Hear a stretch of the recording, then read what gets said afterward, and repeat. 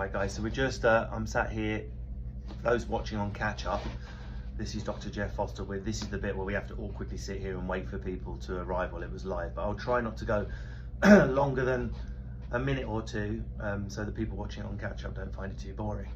At the moment we've got a grand total of 0 people viewing, I think. Here they go. Hi Craig, thanks for joining us. So what we'll do is, when I upload this, I'll just cut the beginning off that one. Cool. Okay. Hello everyone, welcome. I'm sat here in this is how you get a face-to-face with a doctor in the United Kingdom these days. Bring a phone and log on to Facebook. This is an actual doctor. They are like us, they are human. I can confirm they do exist. They're not like a myth, like something out of Jurassic Park. I haven't synthesized him out of amber and built my old one. It's a real doctor. I've been here having a medical, getting myself checked out, and I just thought it was a great opportunity, given that Dr. Jeff Foster, who this is, welcome Jeff, is an expert in male health. It would be a great opportunity to speak about issues that are unique to men. That doesn't mean women shouldn't watch. Most of you will know men. You'll have dads, uncle. In fact, it's even more important that women do watch, because women, in my experience, ask the questions men never ask at the doctors and then wander about in the car park.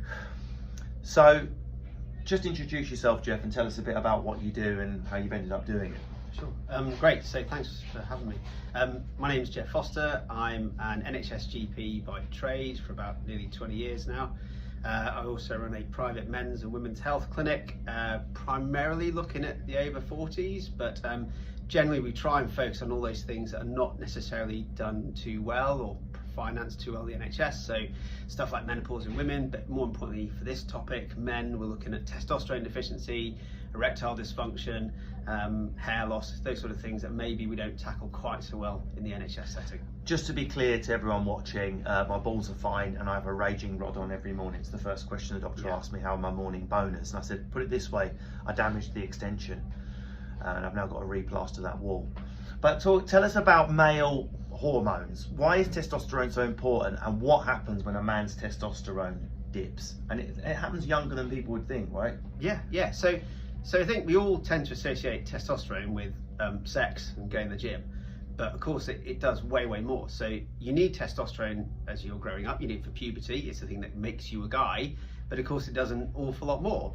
And testosterone has effects on how you think, it has effects on how you feel, it's your mood, it's your memory, your concentration, it affects your body loads. So it changes how much muscle you've got, it changes how your body fat settles, it changes your bone density, and then under the surface, the stuff we don't talk about so much, well, it affects your blood pressure, it affects your cholesterol, it affects your metabolic risk, your risk of diabetes, bone density, all those sort of things. So I think it's this idea that we kind of trivialize it, because as long as you can still get an erection, everything's fine, you know, it doesn't really matter. But of course, in the background, it's all starting to affect how we age and what we do, and there's loads of impacts in terms of what happens to testosterone as we get older.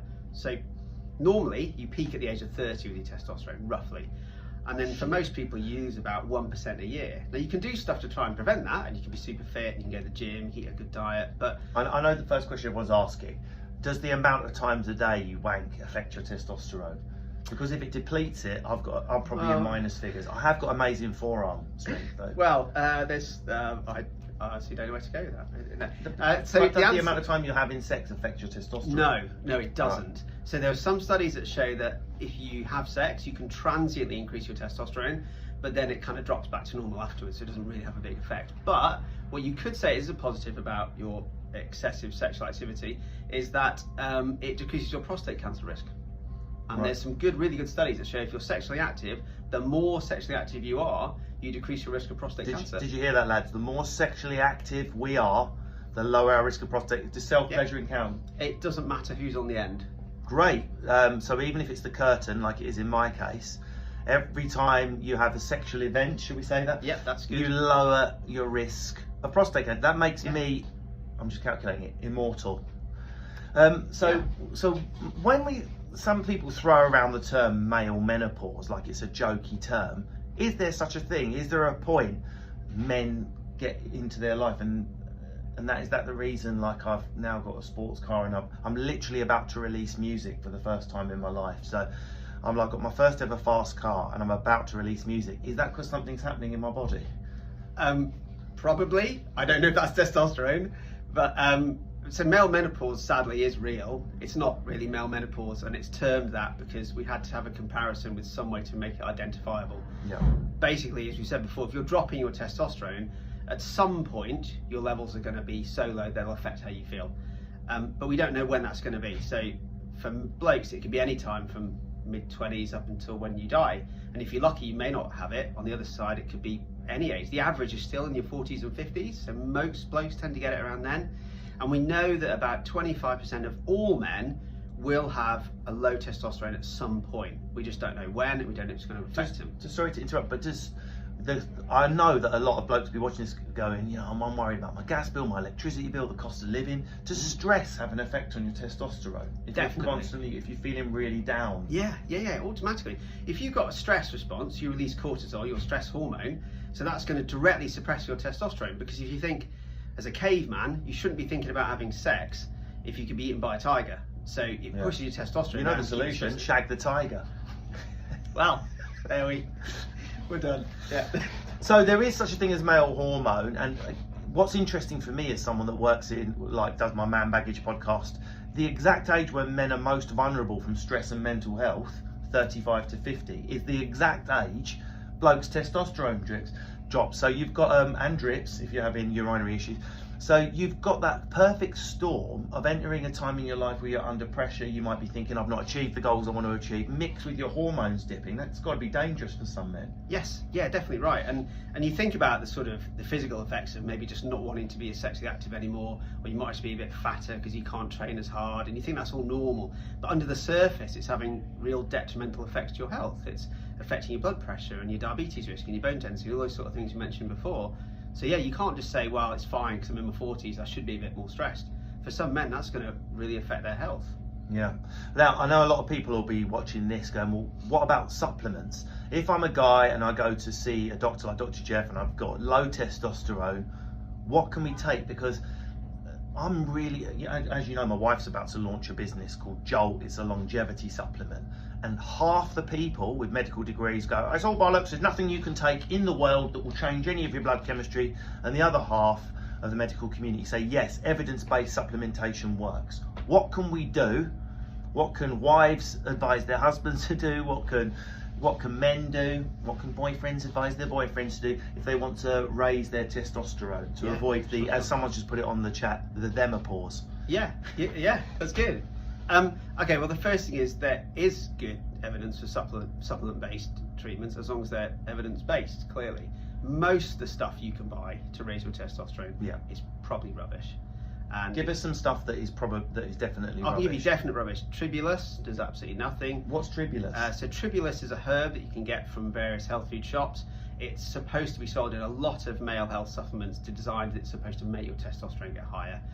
But it's never been shown in humans to do anything. They did a couple of studies in some rats or mice and said maybe it does that.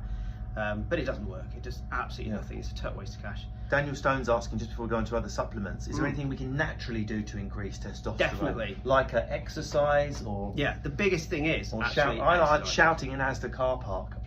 Yeah, maybe that as another... I'll put that further down the list, but it's on there. So probably number one is body weight. If you keep your body fat percentage between 10 and 15%, that's the perfect range for testosterone. So the beer belly literally makes you have lower testosterone? Yes, definitely, because it increases estrogen levels. It directly suppresses your balls functioning properly. You may notice that larger guys tend to have smaller nuts. And is that a true? Direct effect. Yeah, because you suppress your testosterone. That's why mine are tucked into my sock, so I've dropped so much belly fat. Yeah. So lower body, and someone I was with having a treatment on my neck from an osteopath, and he said you can actually build up plaque in the area that increases blood flow to the erectile tissue. So if you're overweight, it affects your boners, is the technical term. Is that true? I don't know. Can being overweight make you have a less it will definitely give you a less decent erection. Really? And there's multiple reasons for that, but largely it's hormonal. You increase more estrogen if you're bigger. you have more insulin resistance, which suppresses testosterone, and your balls get smaller. So you're fighting a losing battle the whole way. So exercise, lower body fat, natural ways to do it, healthy diet, obviously. So tribulin, no good. Are there any supplements that do work for getting a guy's testosterone up? Because you know the ladies on this chat will be sneaking it in their men's porridge. Anything you want to say, Gary? Why are my Rice Krispies floating? The bonus supplement works, that's why. I'm not selling that one. The general rule is, I think, that if you truly have a healthy body, then what are you going to try and achieve by taking a supplement to make it further? Your balls can only go to a certain point. So everything you're trying to take from supplement wise is trying to maximize what you can do from a healthy perspective. So for example, vitamins and minerals. We know that, for example, men taking zinc and selenium, they will increase their sperm count. It improves. So zinc and selenium good? Yeah, so when we go to fertility clinics, we tend to tell men zinc and selenium. The difficulty is in most UK diets, they're not terrible, but most guys have enough vitamins and minerals that you're not going to be really short of stuff. But it helps in terms of fertility. It may then have a consequence on your balls as well. The other big thing is just protein, which is a really obvious thing, but we have a very high calorie diet in the UK. We often don't have a very healthy diet. So because if you look at the NHS plate, I know you work for the NHS, and I love the NHS, and I'm not putting it down, but they're still advising people to have like a mountain of potatoes and a dot of meat. You go on the website today, it's like healthy whole grain, but it's like for people like Tim Spector who's starting Zoe, we're starting to realise it's not one size fits all for human beings, and maybe male health and male dietary needs are different to female dietary needs, right? Definitely. We know that as you get older, your ability to absorb protein goes down. So when you're 20, you're metabolically more active, you can smash the carbs and you don't put on any weight, and you need a little bit of protein, your muscles still get bigger. Right. When you're 40, well, you're going to eat the same protein, but you don't absorb it as well, and you need more to prevent yourself getting fatter. So actually, you need to change that ratio massively as you get older. So yeah. Right. So zinc, selenium, anything else? I mean, I'll tell you what I've been taking. Tell me if it's nonsense or not. Something called Tonkat Ali. Has anyone heard of it? It sounds like the name of a rapper or a wrestler. It's not. It's a supplement. It's a brown supplement. It comes from a root of a plant. I think it's the active ingredient starts with an E that I can't pronounce. Yeah, Eucarabella or whatever. And I swear to God, since I've been taking that, I've been hornier than a rhino. Is it just my imagination, or does Tonkat Ali have an effect on male health? Yeah, Tonkat Ali is really new, so it's got some data that actually does seem to have effect on the pathway that secretes testosterone. The difficulty with Tonkat Ali yet is we just don't have enough data. So it may be actually that it's really good, but then of course if it's too good, it'll be banned because it'll be working as a drug. So they'll have a really fine line on what is an effective drug versus what is a supplement. It's really interesting what Jeff's saying. So what Jeff is saying is if something's too good, it gets banned, right? Because it should be a prescribed medicine. That's why my Uncle Darren's, anyway, let's not talk about what he grows in the loft. But the point is this, the one everyone's talking about at the moment is NMN, November Mike November, which has just been banned as a food supplement in America by the FDA, but it's still available here. Since I've been taking NMN on a daily, I swear to God, I'm aging backwards, much to Lindsay's horror. I've started playing Dungeons and Dragons and making love to socks again. But what's your view on NMN? The evidence is quite large.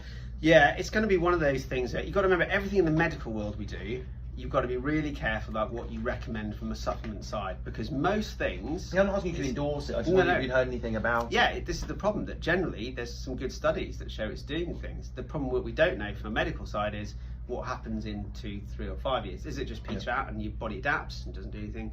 Or does it turn out in 5 years that you get balls cancer or something? Yeah, no, we're not going to get balls cancer from it. We don't know, and that's the whole point, is that at this stage it's early stages, the evidence is very mixed, some of it's actually quite positive.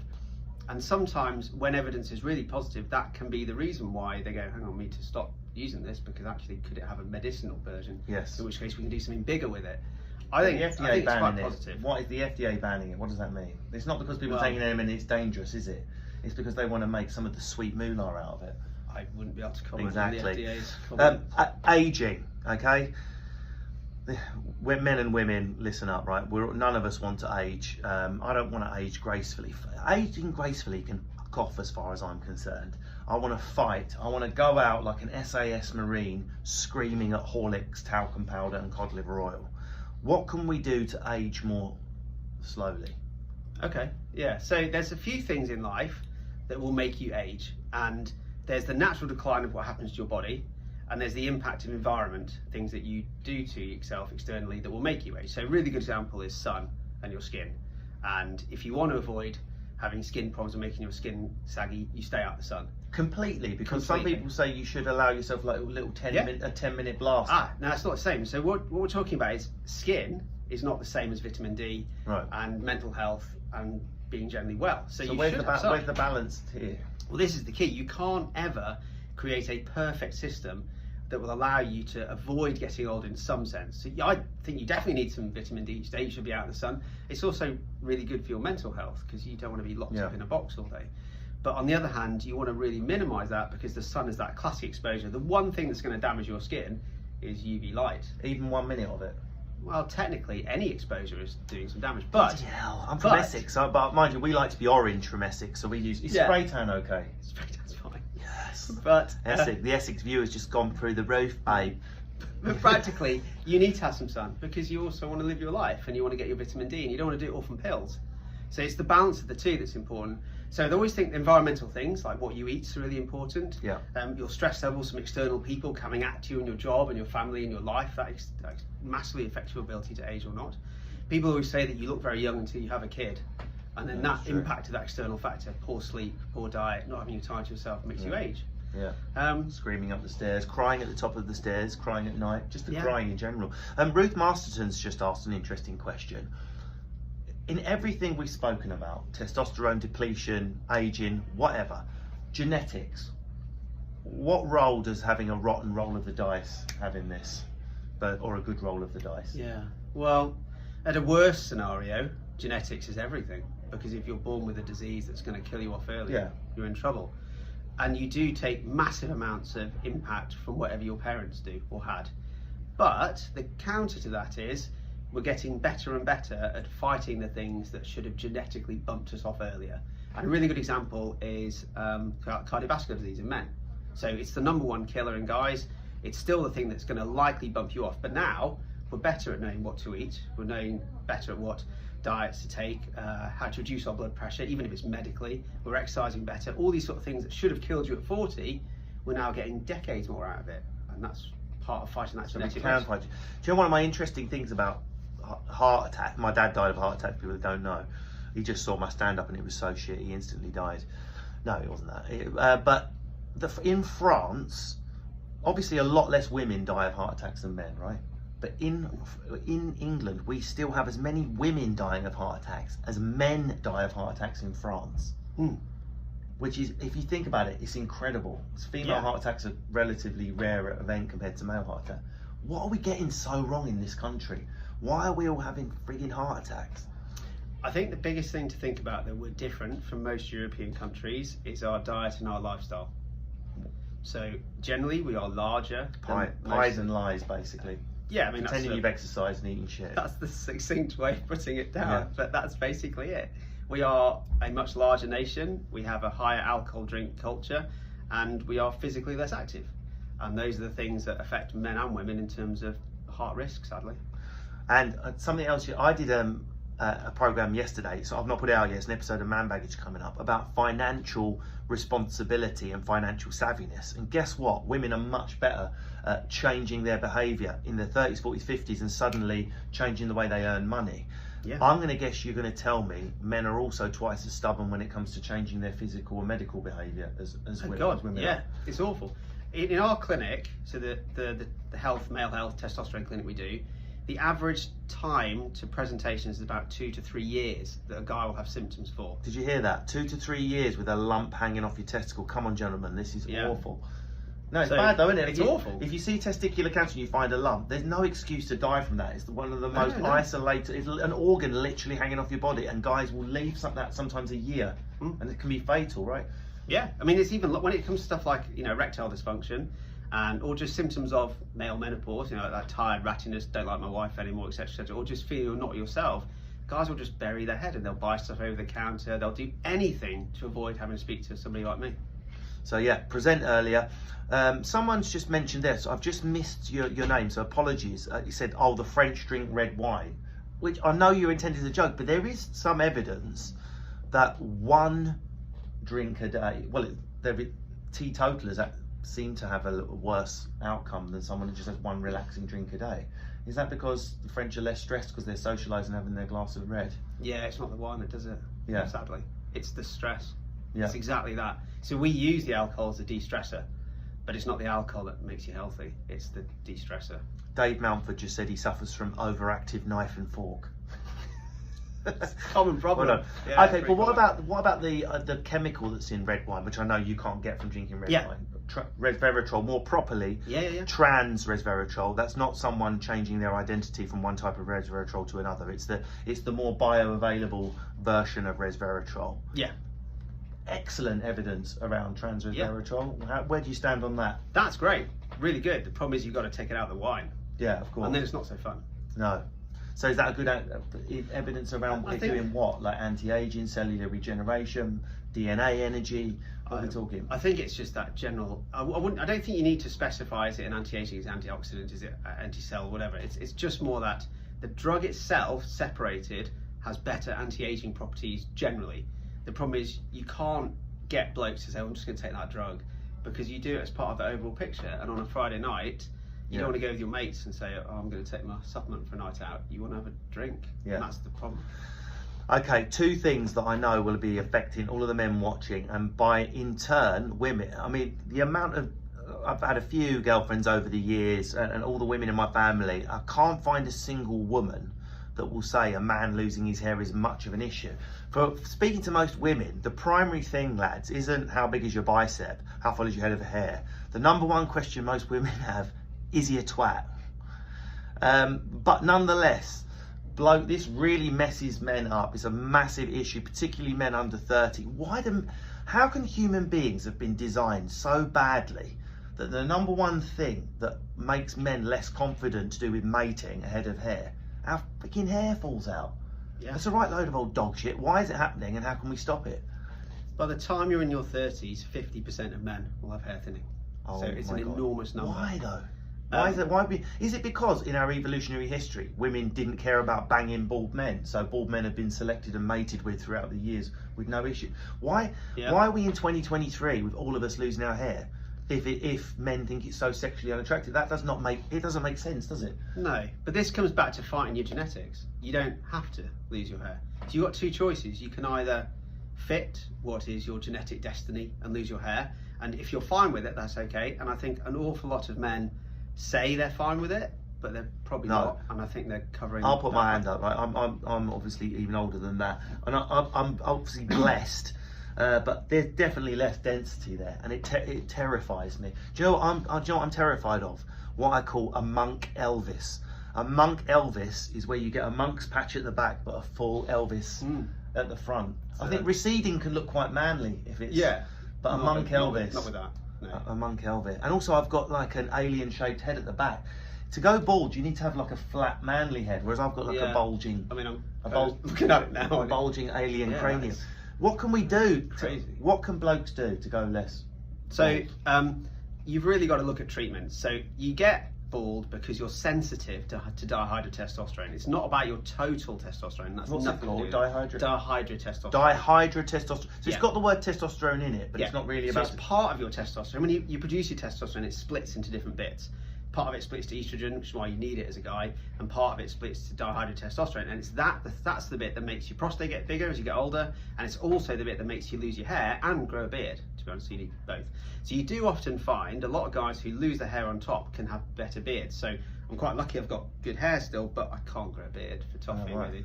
So and that's just due to that sensitivity, but it's not the total. So you can't turn vegan because you can't grow a beard. All male vegans must have beards. That is a rule. So a tough gig. So what treatments can we do? Natural and compound and chemical. What can we do? So from a medical-ish perspective, the data is all around either topical treatments. So minoxidil works extremely well. That's what I use daily. Minoxidil on a little. It's really good. Is there any percentage preference? Usually 2% is fine. Really? Because I'm sticking 15% on my head at night. That's a lot of minoxidil. And I'm doing 10% 5% in the morning, and 15% at night. I think practically, it doesn't, because it's topical, you can have as much as you like on there. It's not likely to have any major effects into your bloodstream. Right. So you go by what's the percentage that works for you. And obviously, in an ideal world, you just want the least you can get away with to have the best effect. If you need a bit more and it's doing its job, fine. I mean, the thing about minoxidil, obviously, it was originally developed as a blood pressure tablet. But it wasn't great at that. No. But all the people that took it started getting hairy. Really hairy. How's your blood pressure, Angela? It's fine, but I've got a beard, and Yeah. then my husband doesn't fancy me. Exactly. Or worryingly, fancies me more. Yeah. And we have got some patients take tablets version because they want their hair and they don't want to take the spray, and they do get quite gorilla-y.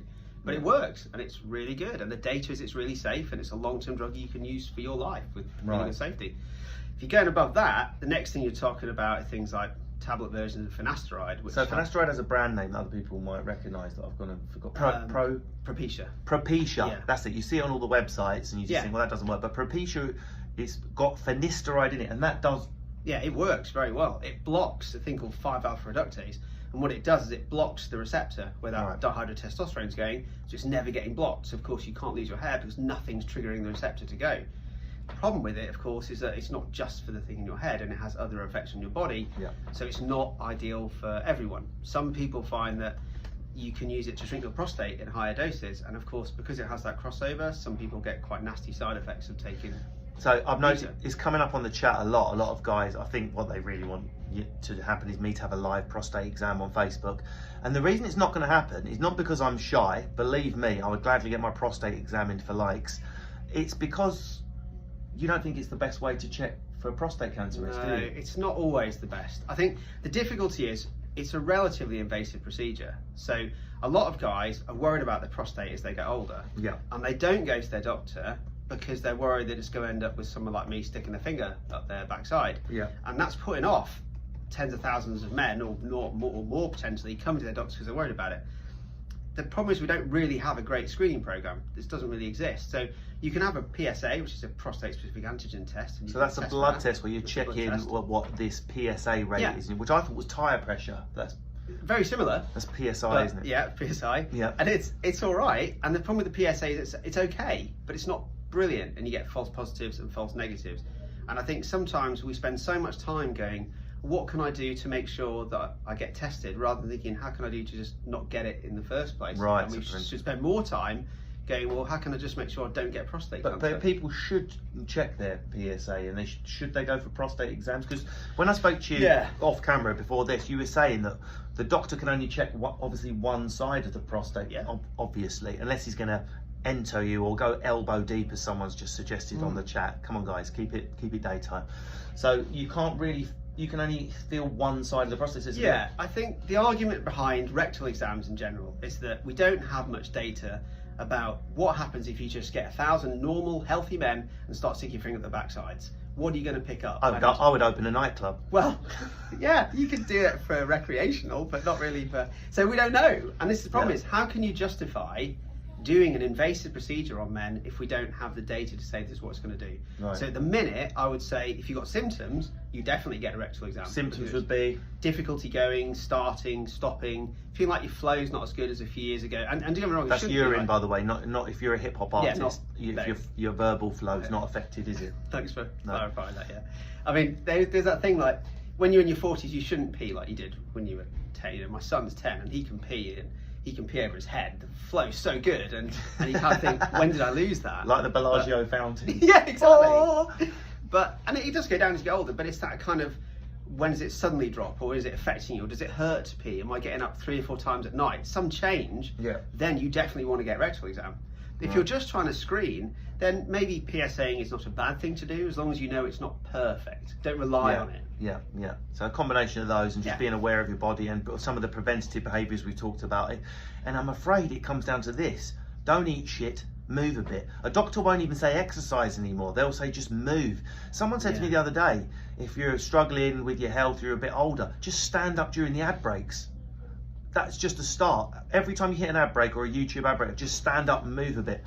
Imagine if that was all you needed to get going, to just keep moving. Obviously, I've got the opposite problem. I never stop freaking twitching. That's probably why my weight's good. So I know it's jumping back to the hair bit, but Suzanne Andrews has asked an interesting question, because these are all over the shop, because this affects women as well as men, obviously, hair density. Caffeine shampoo, bullshit or worth it? Generally bullshit. Oh my God, caffeine shampoo's bullshit. Saw palmetto is the other one. Yeah, no evidence at all. Bullshit. Yeah, sorry. Retinoic acid? Maybe some better evidence around that. And I think certainly in terms of general skin, the retinoids have been considered to be very good, but you have to make sure you've got one that's strong enough to actually have a decent percentage in it to make it work. And a lot of the ones you buy say they contain retinol, etc., but the percentage is so small, it's not really doing much. So you need to do a bit of research before you just buy one. Just going on overall health, Simon Gray's pointed out something I really should have mentioned earlier and haven't, because I'm saying don't eat shit, move a bit, try to lower your stress, but sleep and hydration. We've not spoke about how important sleep is. For men's health as well, does sleep link to testosterone or? Yeah, sleep is. I mean, sleep's really popular. We always say to people, "Oh, you should get more sleep, do more sleep." But actually, when it comes to hormone health, it's unbelievably important. So we know that, interestingly, if you don't get more than sort of 6 or 7 hours a night, and you need to have 3 or 4 hours deep sleep, you don't get a testosterone surge. So you naturally produce your testosterone between sort of 4 and 7 a.m. each day, and that's your normal time to produce testosterone. That's why you get morning erections. That's why you should wake up with a bonus a couple of days a week. That's a normal thing. If you don't Sorry, Lynn, that is normal. Yeah. So just to be clear, lads, when I wake up in the morning and perform a no-handed kidney punch on Lindsay, that is normal. None of that sentence was normal, right, okay. but the concept is spot on. So yeah. sleep, so sit between 7 and 8 hours. Yeah, 6 to 8 hours is perfect. What we're trying to say is that it's also the time of your sleep, and there's also some data around if you don't get sleep before sort of midnight, then you decrease your human growth hormone as well, which is actually quite So hang on a second, a lot of us are shift workers. I don't get off stage till 10 p.m. I'm eating my dinner at 11 p.m. I'm going to sleep at 2. Yeah. So can I take things like melatonin to try and help with that? Or it helps, but the data is actually, it doesn't make an enormous amount of difference in the end. So you're just screwed if you are you're still working impacting. Yeah, and this is why you hear about all these sort of shift workers and doctors that are doing night shifts. They all have blue light. Can you use UV light at home to trick your body? It doesn't work. So you can help a little bit, and melatonin is brilliant stuff. It's really good. It helps for shift pattern, but the data seems to be that genetically we are just designed to be asleep between sort of 11 and 12ish, and up at sort of 6 and 7ish, and you can fight it. But evolutionary-wise, that's when it wants you to sleep. Just going back to hair, someone, I missed your name, sorry, and I noticed it got a couple of thumbs up as well, asking about biotin. Yeah, again, interesting evidence. It's a bit mixed, and it seems oral or topical? Probably topical, I imagine. But again, biotin's one of these things where we're still a bit jury's out on it. I think it probably has some benefits if you're short in sort of proteins, amino acids, etc., etc. Most people are probably okay. So if you're going to get a benefit, it's going to be tiny amounts. Okay. Last thing I've got on the list. Again, this is becoming more and more relevant for women, and I think women are realising that they also need to do some weight-bearing exercise and develop their muscle strength. Particularly someone like my mum's age. I know my mum's watching. It can be quite dangerous if you haven't got enough muscle mass when you get into your 60s and 70s, can't it? Because sooner or later we're all going to have our first fall, and as you described earlier, Doctor, you want to bounce, not crack. Yep. When you hit the deck when you're older. Yep. So my question is this: how is it possible to build muscle when you get past the age of 25? It feels like it's almost impossible. And how important is it to do so?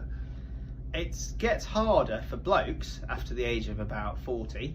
But you'll notice actually you can actually increase up until late 30. You can increase your muscle mass, and you can keep going. It just gets more effort as you get older. But the key is you don't need to become a pro bodybuilder at 55 to stay safe. You just need to make sure you've produced enough that you can keep your body bouncy rather than cracky. So it's important to build muscle. Does that affect your testosterone? If I build more muscle, do I have more testosterone, or is it not linked? No, it is. It's definitely more linked, but it doesn't need to be muscle size. So you don't need to be stacked at the gym to do it. You just need to have more muscle mass. So it can be aerobic exercise or anaerobic. It's just got to be more muscle, and that does directly improve testosterone. Someone called Vidbal, I just missed your question, he's gone back to the sleep thing, saying surely in cavemen times we did sleep in shifts. We were up, and then surely naturally human beings are programmed to sleep 4 hours, get up, do a bit, go back, or is that just a myth? No, it's probably true to a degree, but it's also true that in caveman times you'd be dead by the age of 30. There you go, that's the end of that debate. Yeah, difficult. That's it. That's the only reason they can find out that humour is valued, because obviously as a comedian, going off topic now, I was like, why the hell would it be I'm married to an attractive woman, way more attractive than she should be for this, and that's because I've got a good sense of humour. So I was like, why is it attractive to women for men to be funny and vice versa? And I realised that back in the day, you probably got your head smashed in a cave if you couldn't make someone attacking you laugh. Yeah. So everything seems to have an evolutionary benefit, but sleeping through probably was put down the list because we were going to die at 30 anyway. Yeah. Telling jokes, good. Right, I think we're almost there with everything I wanted to. Is there anything we haven't discussed that you wanted to talk about? I think just briefly, the only thing I'd say is, we touched on the testosterone thing at the beginning, but it's important not to just accept normal for age. Just because you're getting to the 30s, 40s, 50s, and you think you're less sexually interesting, you don't want to have sex anymore, you're tired all the time, you're miserable, don't accept it as normal for age. 75% of guys just do need to improve their lifestyle, but a quarter of men will have a hormone problem. If we're treating menopause, we should think about treating testosterone. So I'd say, get it tested, get someone to have a look at you. I've got one last question that I know a lot of the women want to ask, but they probably don't want me reading their name out. If you're married to a man and he's 30, he's 40 or 50, how horny should your man be? Just as a rule of thumb. You want to know, don't you, ladies? It's like, Gary will only come near me once every fortnight, he's 50. Is that okay, or is that not enough? No, seriously, most guys are like, well, I only want to do it once a week. Is that normal or not? I think what should we be aiming for? Okay, in terms of the right answer for your partner is whatever you both feel comfortable with, and as long as you're both matched up the same, it can be once every 2 months, it can be 3 times a week. Yeah, but if you're both matched up the same and both happen to fancy it once every 2 months, but couldn't that be indicative of some problems with your testosterone? It could be, yeah. And I think, remember, maybe not so much testosterone necessarily, but certainly in terms of prostate cancer, you don't want to be just having sex once every 2 months. That's not good for you. In terms of being sexually active, normally libido is related to testosterone. So if you notice it drop off a cliff, then I'd get it checked. We're not going to get a figure here, are we, ladies, about what a regular... I'm too PC on this, I can't. Well, what should my libido, even if I'm single, if I'm not having the urge to knock, should I be having the urge to knock one out every day? There you go, I've said it. Well, the studies around should be around 2 to 3 times a week. You should be sexually active in some form. There you go. We got an answer. And is that a rough figure for everyone aged 20 to 50, or should it be more when you're 20? It's always going to be more when you're younger, and it's always going to decline as you get older. It's not always hormone related. A lot of the times it's just life in general and habit forming and new relationships and excitement, etc. So if your sex drive is the other side of the coin, I realise this is a lesser problem. What if your sex drive is increasing as you get getting older? Then what does that mean? It means you're very lucky, or you have taken something to make your sex drive go up. Tomcat Alley or something. Perhaps, yeah. Honestly, I'm literally knocking on the front door these days, not with my hands. Lindsay knows what's coming. Right, pardon the pun. So, Dr. Jeff Foster, thank you very much. Have we covered anything? Any last questions? We've got 2 more minutes. If there's anything anyone wants, ask. So, Charlotte Kate Howe says she's gone from 2 to 7 times a day to 2 years of 0. That doesn't sound good. Thomas Galea is asking, depression and anxiety. I mean, we sort of covered it, but that will affect a man's testosterone. Massively, yeah, and they're linked. So low testosterone makes you tired, makes you depressed, makes you anxious. Being depressed and anxious reduces your testosterone. It's a massive negative cycle that goes round and round. So Sue Hardker's saying quality, not quantity. Actually, Sue, the evidence for prostate cancer does suggest quantity is quite important. That is true. I'm sorry, Susan Andrews to say, this is where men and women differ. Quantity matters. I'm sorry, it does. And I've literally got a doctor telling me. It's not sex addiction, Abby, if I just want to have sex with my wife the whole time. Not everything has to be pathological. Undine Shardlow's asked, how do I talk to my son aged 15 about stuff like this? It could be single mothers watching this that want to speak to their older children. What's the best approach? With relation to testosterone or sex? Or all of it. Checking your balls, sex, testosterone, health. Probably the best way is you want a decent evidence-based guide on what is good for men. Now, I'm not plugging this, but I have written a book on men's health. Plug it. Which is, right. So it's called, it's basically, it's just all about the different aspects of men's health. So testosterone, prostate, erectile dysfunction. It's not designed to be too preachy in that sense. Right, and what's it called? Man Alive. So Right. it's called Man Alive, the problem that men's face and how to fix them. The idea is that it covers everything you might need to know in terms of men's health, and it's useful for younger people who may have questions about things that might happen in life. Great. And also with this technology, if you have got a kid that's 16 or 17, I know I've used a few swear words, but just run this live for them. There's shed loads of information in here. One last question, only because it's come up so many times. Rosemary oil for the hair.